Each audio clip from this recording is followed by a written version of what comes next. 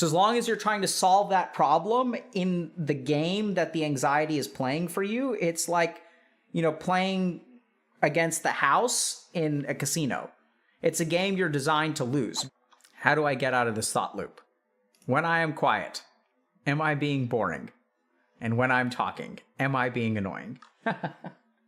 Okay, if we think about this for a second, this is brilliant, by the way. So let's start by just understanding, where does the root of this come from? Right? So like, do you guys see how this thought, am I being boring, like comes from a presumption that people don't like you or that you're not delivering value? And this too comes with a presumption that you're not delivering value.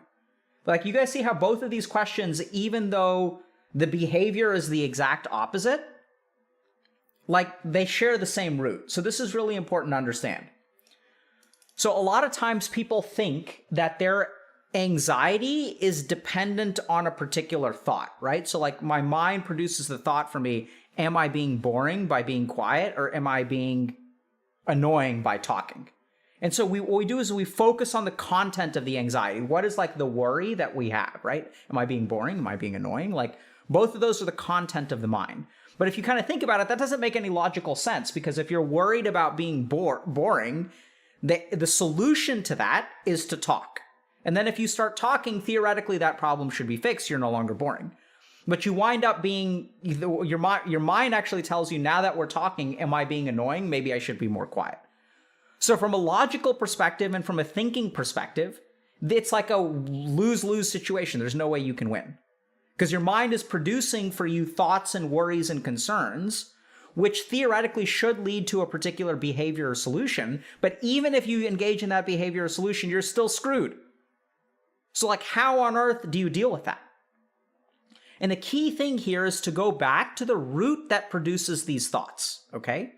So like, this is where, as long as you feel internally, emotionally, that you are not going to like be pleasant to be around, if you are insecure about, what value you bring to like other people's like social service, like social like situations, if you can't really like serve to be like socially useful to other people, as long as you hold that belief will spawn off thoughts no matter the circumstance.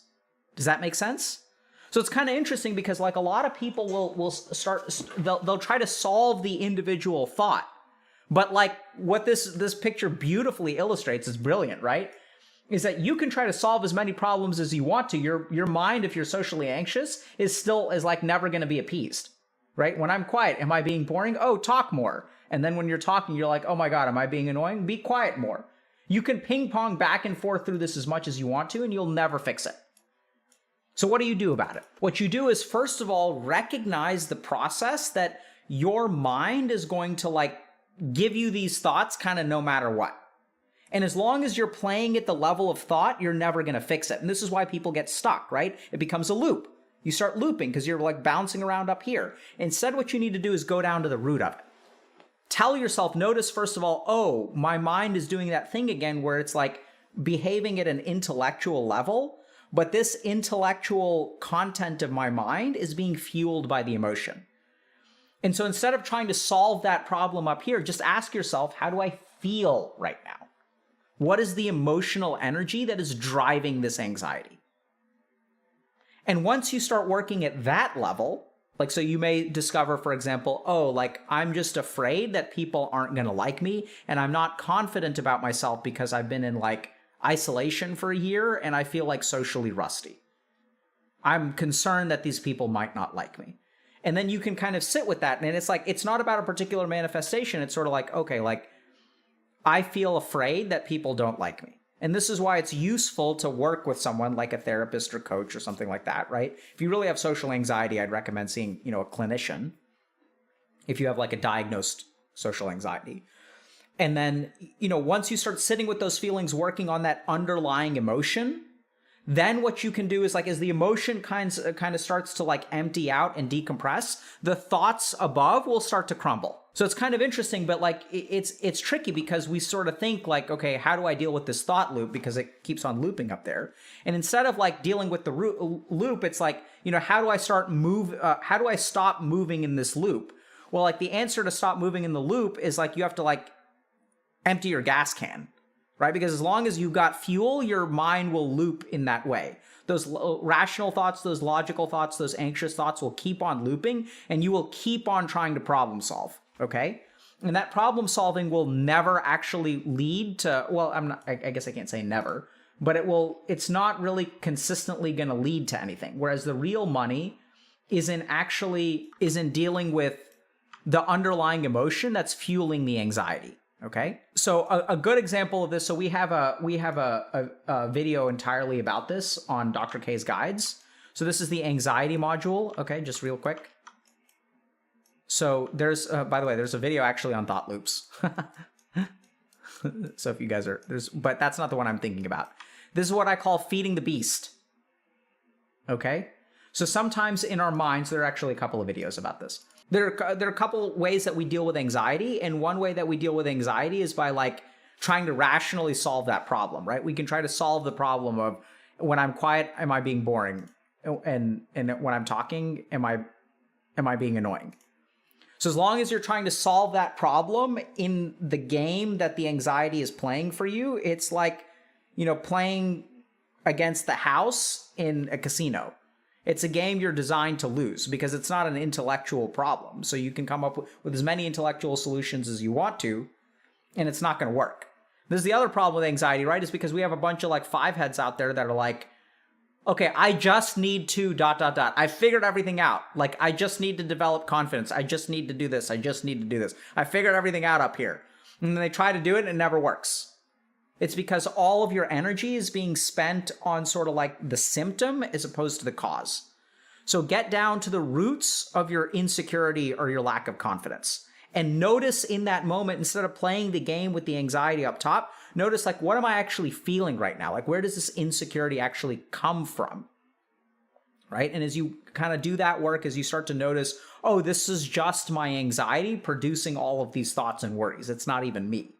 That's another useful technique that you can do is notice what is your anxiety versus you. And you're like, oh, that's just my anxiety. It's like, no big deal. Like it's going to act up again. And you can even anticipate it. So the next time you go into a social situation, you know, okay, so my anxiety is going to start producing thoughts. I know it sounds weird, but as you anticipate it and then the anxiety comes, you don't fight it because remember, most of the time we try to fight anxiety, which just feeds the loop because you're adding gas to your gas tank. So instead, what you want to do is take a step back and just be like, okay, we knew this was coming. Oh, wow, this anxiety is really powerful today. Is it so powerful that I need to leave, or can I give it like half an hour and hopefully I can start to have fun? When you start dealing with your anxiety like this, you kind of take the steam out of it. You take the energy out of it. It'll kind of calm down and the thoughts will actually stop on their own, right? So someone's saying you have to fight the idea that you need to demonstrate value to others. I think that's the right sentiment. I wouldn't encourage fighting it, right? So I wouldn't encourage like, I know it's an interesting nuance here, but I would notice that that is a false belief. So I think generally speaking, fighting your mind and anxiety makes things worse for most people, as they've learned. They may conquer it for a time, but it comes roaring back the next day. So I'd encourage people to just notice, oh, like there's a part of me that feels like I need to demonstrate my value to others. It feels that very strongly. I feel like super inadequate and I feel like a waste of space unless I demonstrate my value to other people. And then you don't go and bully that part of you. You're not like, screw you. Believe in yourself. Dumbass. You should believe in yourself more. Why are you so stupid?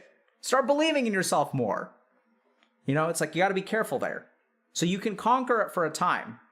But generally speaking, my experience has been that encouraging people to notice it is actually like more potent, right? So it's interesting. It's tricky. It gets tricky. There is value to sometimes fighting and overcoming your anxiety though. Like, so it's just like, generally speaking, people tend to know how to do that relatively well. And it's this part that people, generally speaking, need to learn.